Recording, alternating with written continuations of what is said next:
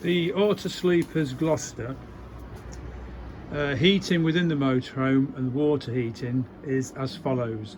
Straightforward gas fire, so obviously the gas has to be turned on in the main locker. This fire is actually on already, so what you do, you turn this dial here to 10, press it, and you'll hear the gas ignite. Hold it down for a couple of seconds, let go, and that should have kept the pilot light and the flame going. You then go to this dial here, that's off, this is manual, and the A is automatic. Put that to manual, and that's now blowing the hot air throughout the van. That's the heating on gas. Now this fire is also an electric fire.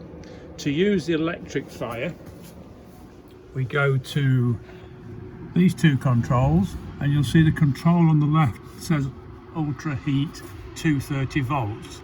So that's indicating that's the control for the fire.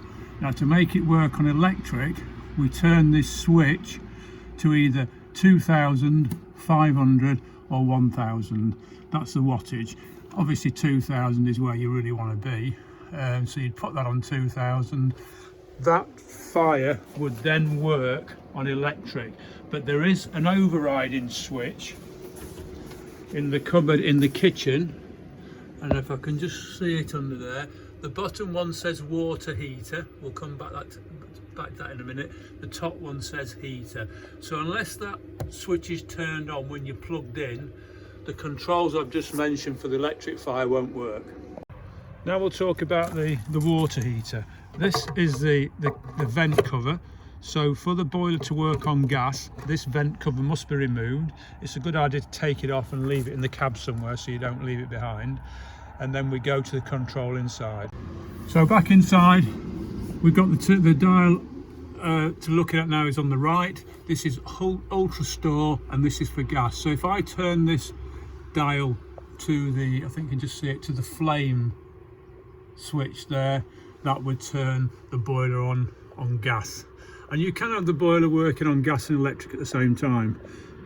To turn the boiler on electric only, it's just a simple matter of cupboard under the sink again, and the bottom switch we noted earlier, water heater. If that's turned on, the boiler is working on electric. Now whether you're heating water on electric or gas, it's essential to make sure there's water in the boiler. And the way to do that is go to the sink tap, put it on the hot water setting, turn the tap setting on this control panel here, and then when you turn the hot setting tap on, if you've got a continuous flow of water, then you know there's water in the tank. To drain the tank, we go to the same cupboard at the bottom. You'll see a yellow valve just here. If you pull that yellow valve up, it will drain the water from the boiler, which is essential when it's cold or it's likely to freeze. When you refill the boiler, put that valve down in the horizontal position, and then when you fill the water up and put the pump on, it'll purge the air out of the system until you get a clean flow.